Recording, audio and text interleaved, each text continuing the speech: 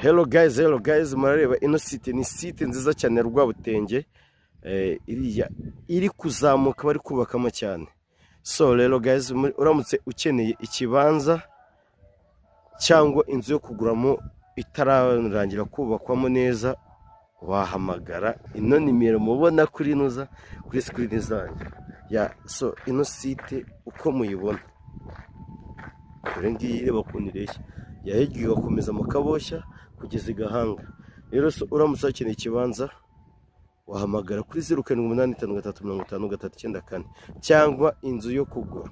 Hangaha ino site iherereye mu mudugudu wa Ruganda mu kagari kwa Rwabutenge, ikindi gishikiye muri Kagasa, hani gahanga rwose. Kuva kuri kaburimbo iganga ku mashuri n'akamoto na franga 700 n'igare n'amafaranga 400 cyangwa 500. So welcome, muze waba ukeneye wese yahamagara kuri 0785535394.